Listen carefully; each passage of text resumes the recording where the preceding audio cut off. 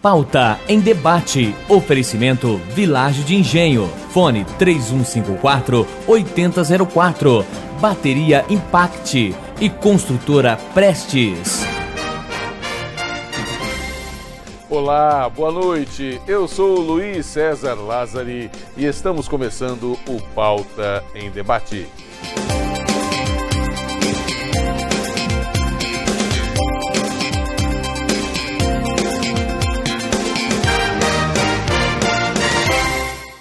No Pauta em Debate desta noite, vamos falar um pouquinho sobre as finanças da área pública, particularmente da área municipal, finanças das prefeituras de todo o país. A Gazeta do Povo trouxe algum tempo atrás uma matéria com os prefeitos eleitos de algumas cidades, das maiores cidades do Paraná, dizendo que prefeitos se preparam para a crise em 2017. Aí fotos de Rafael Greca, Marcelo Bellinati, entre outros, prefeitos de Maringá, de Cascavel, eleitos e que começam a governar a partir do começo de janeiro de 2017. Para avaliar um pouquinho esse quadro de como estão as finanças, como está a saúde financeira da área pública no país, particularmente das prefeituras, e os desafios que essas prefeituras vão enfrentar, está aqui conosco no economista e também nosso comentarista de economia, Marcos Gabriel, que também é secretário de Fazenda da cidade de Cambé e ainda é graduado pela UEL Economia, economista perito, com pós-graduação em gestão pública, que conhece bem de tudo isso. Boa noite, seja bem-vindo, Marcos. Boa noite, Luiz. Boa noite você que nos acompanha pela CNT. Marcos Gabriel, a gente começou aqui mostrando que prefeitos se preparam para a crise em 2017, Nenhuma cidade está à margem disso. Algumas possivelmente estão com melhor saúde financeira e outras com muitos problemas financeiros. Qual a avaliação que você faz desses últimos 4 anos na área pública? Como que as prefeituras enfrentaram a crise, particularmente a crise que começou a partir do início de 2015? Luiz, essa crise ela é uma crise estrutural e afetou a economia como um todo. Todos os setores da economia do Brasil ela está em processo de recessão.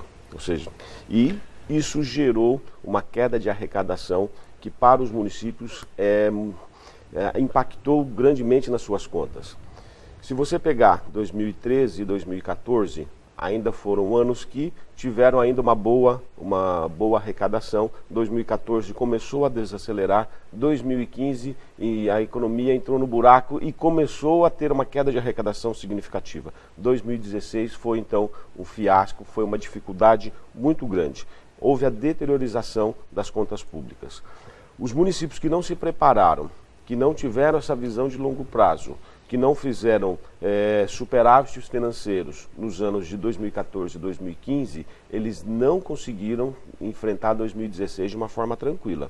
Haja visto aí o que tem acontecido em outros grandes estados, onde houve calote ou redução do pagamento, o parcelamento do pagamento do salário dos servidores, e agora nós temos estados que estão demitindo os servidores para tentar colocar as contas em ordem.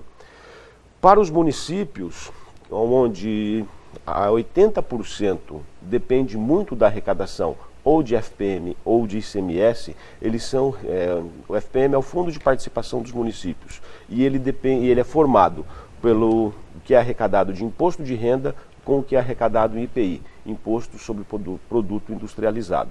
Então, se nós temos uma economia que está havendo desemprego e o poder aquisitivo das famílias estão caindo, automaticamente o imposto de renda também cai a sua arrecadação.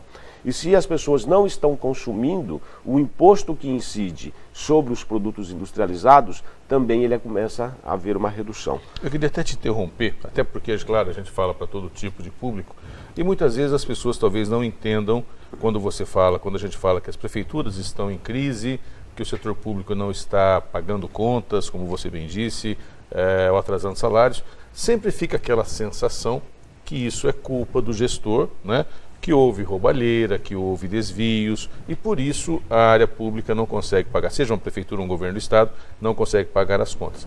Evidente que existem também situações onde há desvios pontuais e que são investigadas e devem ser investigadas e punidas com o rigor da lei. Mas o que você coloca para a gente é que as prefeituras, vamos focar nas prefeituras, vivem particularmente do repasse de arrecadação. seja a arrecadação que vem do Fundo de Participação dos Municípios, como você explicou, formado pela arrecadação no país inteiro do IPI e do Imposto de Renda, que depois é dividido e cada prefeitura tem um pedacinho, seja do ICMS, que também é uma fonte boa de arrecadação, mas que também está vinculada ao consumo. Também está vinculado ao consumo. O ICMS é o Imposto sobre Circulação de Mercadorias e Serviços, ou seja, é necessário que haja produção e consumo para que ele seja arrecadado. Então, se não está consumindo, se não está produzindo, a arrecadação é menor. O ICMS, ele é arrecadado pelo Estado, 25% vai para os municípios. Só que no estado do Paraná, as 20 maiores cidades ficam com 47% dessa arrecadação. E os outros 40 e 53 vão para os outros municípios. Então, você também tem uma concentração.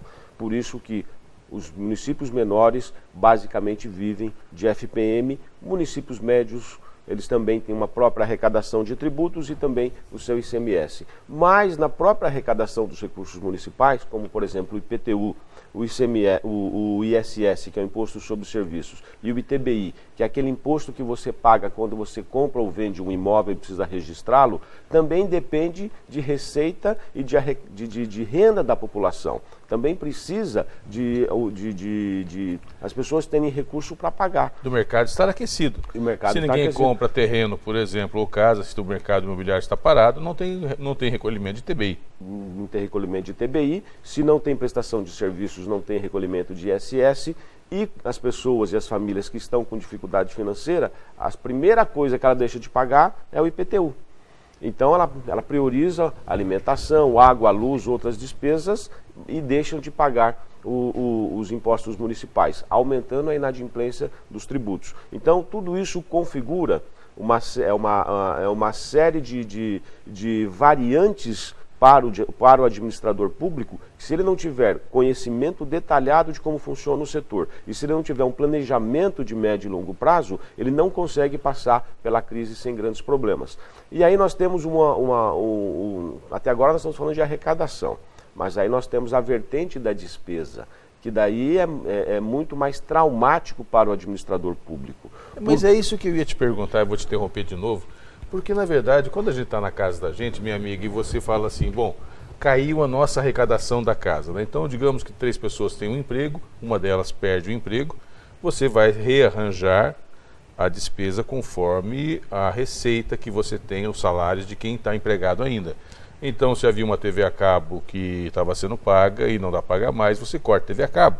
Se você saía de sábado, comer uma pizza e tomar um chopinho, não sai mais, né? Ou se você comprava uma roupa nova por mês para o filho, também não compra mais. E mesmo em casos mais extremos, né, na alimentação, né? Se você comia carne 3 vezes por semana, já não come mais a carne, vai comer só ovo. Enfim, você acaba segurando. Na área pública não é tão simples assim, porque você tem uma série de serviços que são obrigatórios, é isso? Você tem serviços obrigatórios e você tem a composição da tua despesa. Vamos falar, os serviços obrigatórios, você tem educação, que você tem que gastar pelo menos 25% da sua arrecadação. Saúde pública, que você não consegue reduzir o custo aonde você vai tirar? Você vai tirar de remédio? Você vai deixar de contratar médicos, profissionais? Então a saúde também, geralmente ela consome de 25% a 30%. É uma gritaria sempre pedindo-se mais investimento na saúde e na educação. Então se você juntar 25% da educação, 30% da saúde, o prefeito já está comprometido com 55% da tua arrecadação. Daí você vai trabalhar os outros setores, mas você vai deixar de fazer um trabalho de assistência social, você vai deixar de fazer um trabalho com o seu jovem, com a sua criança, na área de cultura, na área de esporte, na área de trabalho, na área de desenvolvimento econômico. Até porque o jovem também é a prevenção da violência, ou seja, também é importante. Também é importante. Então, o gestor, ele se vê numa situação muito difícil porque a sua despesa é engessada. Falando sobre a composição dela, geralmente 50% da despesa ela é destinada para a folha de pagamento, ou seja, para a contratação de recursos humanos. O setor público, o profissional, ele possui estabilidade a partir do 3º ano que ele está trabalhando. Então, você não consegue reduzir ou diminuir ou mandar embora, a não ser em casos extremos.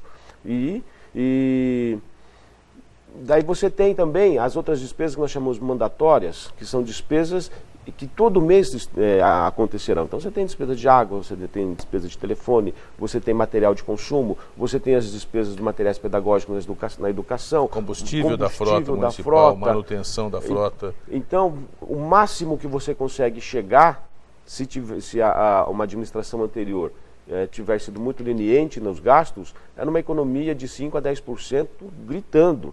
Você não consegue reduzir mais do que isso, porque nos últimos 4 anos, as prefeituras tiveram que se ajustando, elas tiveram que vir se preparando para a crise. A crise ela não foi do ano para o outro, a crise ela já veio se avizinhando.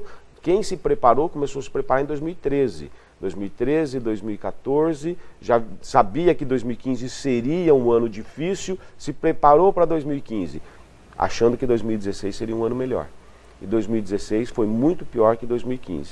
Então, o prefeito, a partir do ano de 2017 que vai entrar, ele tem que ter uma capacidade gerencial muito grande, ele tem que trabalhar com profissionais técnicos especializados, porque senão ele não vai conseguir passar, não vai conseguir enfrentar o primeiro ano sem muitos problemas. Imagina você é um prefeito novo, você entra e fala, olha, eu vou cortar vagas em creche, eu vou cortar atendimento em saúde, eu não vou fazer atendimento na área assistencial.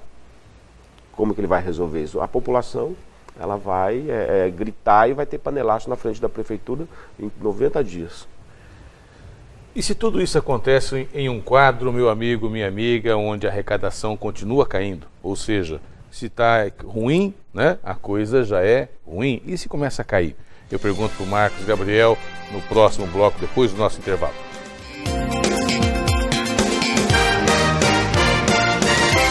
Há mais de 49 anos, a Santa Casa mantém-se fiel à sua filosofia, ser um hospital focado no atendimento humanizado, preocupado com a qualidade da assistência médica e hospitalar. O hospital investe na promoção da saúde com constante qualificação de seus profissionais, bem-estar dos pacientes e excelência dos serviços com tecnologia de ponta. Todos os dias, aproximadamente 70 pessoas são atendidas pela Santa Casa, por um time de 230 colaboradores e 68 leitos, além de uma média mensal de 1.500 atendimentos de emergência. Soma-se ainda mais 660 atendimentos ambulatoriais particular e convênio, mais de 100 cirurgias, 380 internações e 126 nascimentos todos os meses.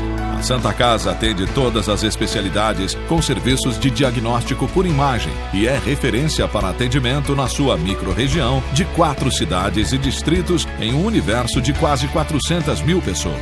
A Santa Casa pensa no futuro e tem planos de expansão. Nos últimos 3 anos, mudou sua forma de administrar, se tornou mais eficiente, comprometida com a transparência e os resultados. Para que essa realidade se consolide e se expanda, a Santa Casa necessita de apoio de parceiros e investidores que sabem da importância de investir em vidas humanas porque acreditam em nossa missão. A Santa Casa precisa de sua ajuda. Abrace conosco essa causa. Abrace a Santa Casa. Santa Casa de Cambé, desde 1952.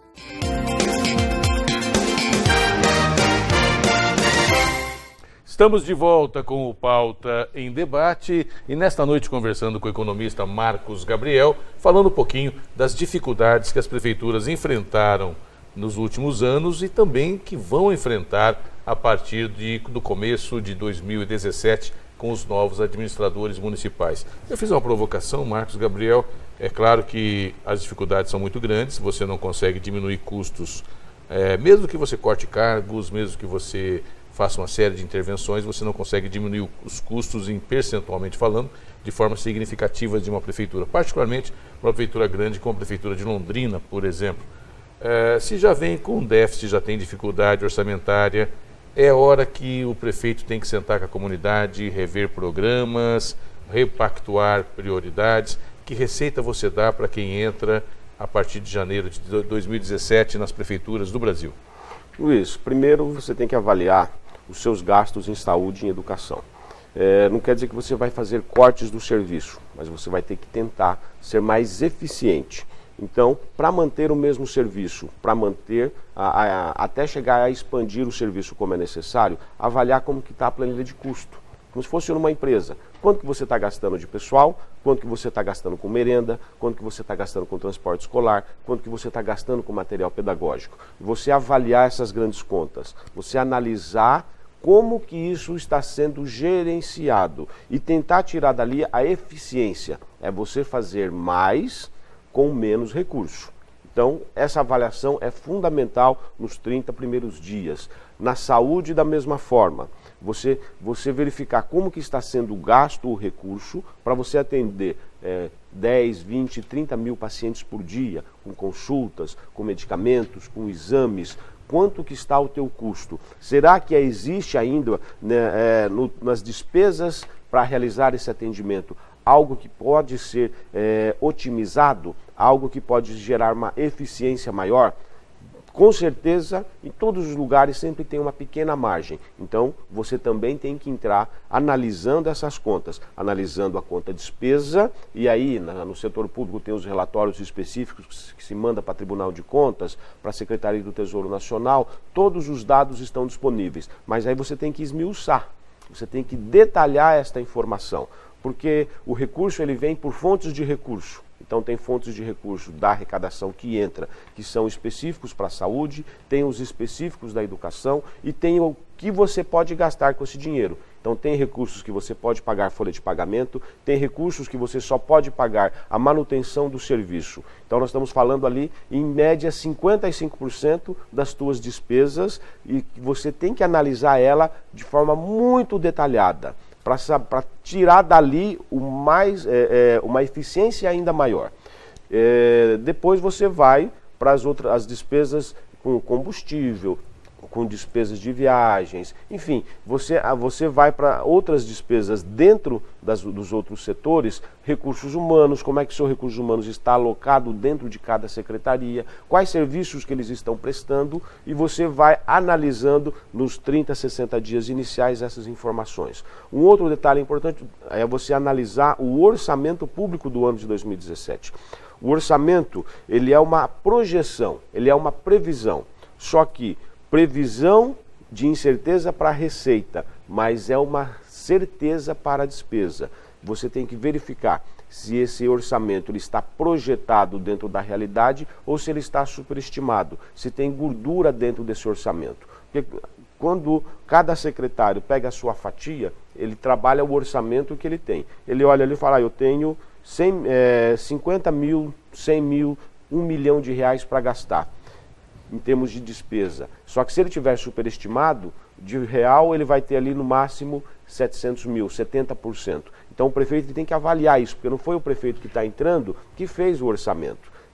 A característica da gestão pública, o primeiro orçamento do mandato de quem está entrando foi feito pelo seu antecessor. Então, ele tem que avaliar isso, verificar as premissas desse orçamento, quais foram as projeções que foram feitas para o incremento de arrecadação e, a partir daí, ele trabalhar no que é real, o que efetivamente vai acontecer. E tentar, na arrecadação, fazer com que essas projeções sejam atingidas. Então, se ele tem uma projeção de aumentar o ISS em relação ao exercício anterior de 15%, ele tem que trabalhar com seus auditores para que essa arrecadação efetivamente aconteça. Então, você tem que ir atrás dos inadimplentes, você tem que buscar com que os teus contribuintes paguem em dia.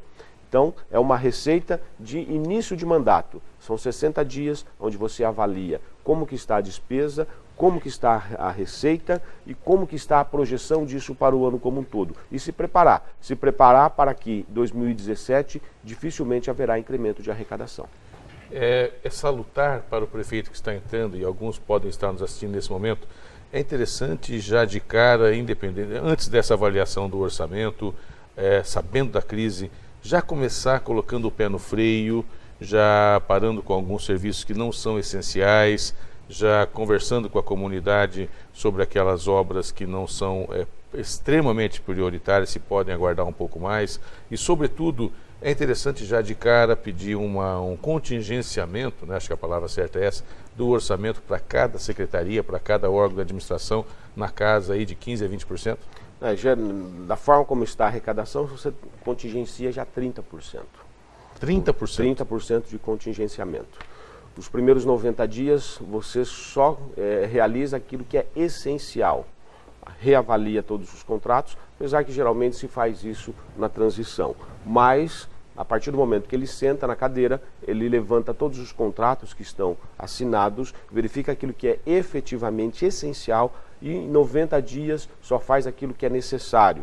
90 dias é 25% do ano. Então você já consegue, em 90 dias, você conseguir dar uma reduzida no custo para você depois sim sentar com a comunidade e repactuar aquilo que vai ser prestado, qual serviço que vai ser realizado. Com certeza, 2017 não se conseguirá prestar os mesmos serviços que foram prestados em 2016. Quer dizer, o prefeito, a equipe que entrar, até porque, vamos lembrar que tivemos uma eleição recentemente, prefeitos têm compromissos, fizeram promessas, candidatos fizeram promessas, ganharam a eleição, também com base nas promessas. Aquele que entrar já querendo realizar essas promessas pode fazer a prefeitura capotar. Capota em 6 meses. Ele não vai conseguir. Então o ideal é pé no chão, avaliar, contingenciar, 90 dias só o essencial. E feliz do prefeito que pegaram uma prefeitura que o seu antecessor a deixou equilibrada, sem dívidas, né?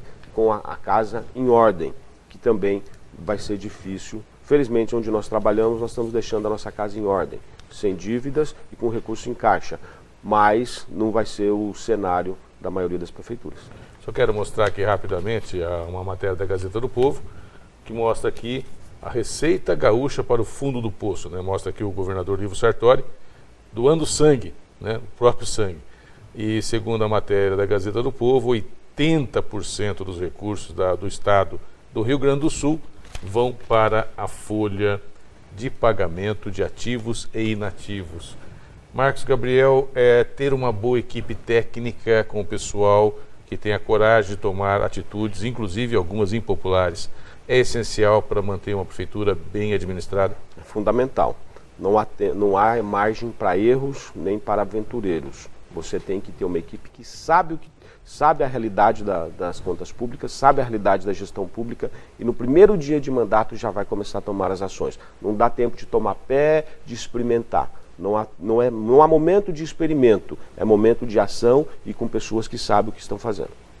Agradeço as informações e espero que os prefeitos que possam ter ouvido, né, possam ter também essa informação e que tomem conta muito bem das cidades. Muito obrigado, ótima noite para você. Obrigado, Luiz. Boa noite a você que nos acompanha pela CNT. E agora eu vou dar uma dica para você de como morar muito bem aqui na cidade de Londrina. Vamos falar de uma coisa boa, aliás, do melhor negócio imobiliário dos últimos tempos na região norte da cidade, o Jardim Verona. Apenas 3 minutos da Saúl Elquinde ao lado do Jardim Maria Cecília, que você conhece tão bem. Terrenos a partir de 252 metros quadrados com 12 metros de frente, uma metragem que permite, por exemplo, 2 casas geminadas. Agora, o melhor, tudo isso com parcelas a partir de R$ 595. Meu amigo, olha só o que estou dizendo. Você vai morar a 3 minutos da Saúl Elquinde e ao lado do Maria Cecília, com parcelas a partir de R$ 595. É bom demais. Agora, para ser melhor ainda, é importante você saber quem garante o Jardim Verona. A Protenge Urbanismo, uma empresa com 30 anos de mercado e com mais de 10 loteamentos entregues aí na região norte. Então, você já sabe, quer morar bem a 3 minutos da Saúl, pagando pouco? É só no Jardim Verona. Procure hoje mesmo o plantão de vendas, que fica na Saúl Elquinde 3139, ao lado do Corpo de Bombeiros. Ou ligue agora 3356-6060. Nós vamos agora para o intervalo, daqui a pouquinho mais informações no Pauta em Debate.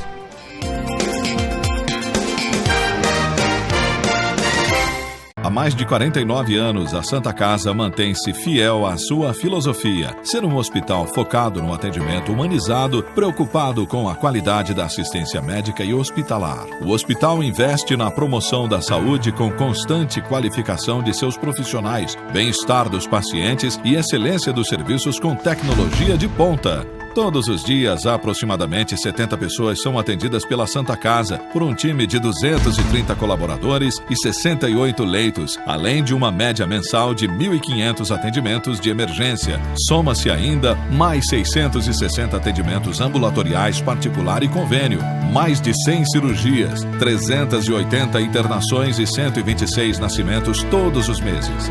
A Santa Casa atende todas as especialidades com serviços de diagnóstico por imagem e é referência para atendimento na sua microrregião de 4 cidades e distritos em um universo de quase 400 mil pessoas. A Santa Casa pensa no futuro e tem planos de expansão. Nos últimos 3 anos, mudou sua forma de administrar, se tornou mais eficiente, comprometida com a transparência e os resultados. Para que essa realidade se consolide e se expanda, a Santa Casa necessita de apoio de parceiros e investidores que sabem da importância de investir em vidas humanas porque acreditam em nossa missão.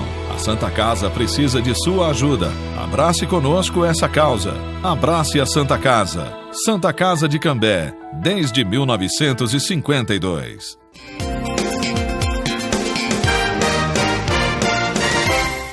Estamos de volta com o Pauta em Debate. Espero que você tenha gostado do nosso bate-papo, das informações prestadas pelo Marcos Gabriel. E, é claro, deixamos aqui todo o espaço, como sempre, à disposição de quem quiser fazer o contraponto.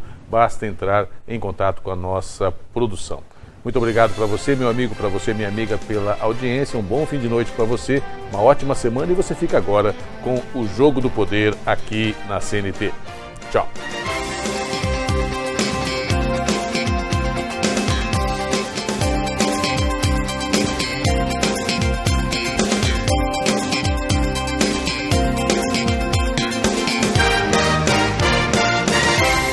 Pauta em Debate. Oferecimento Vilagem de Engenho. Fone 3154-8004.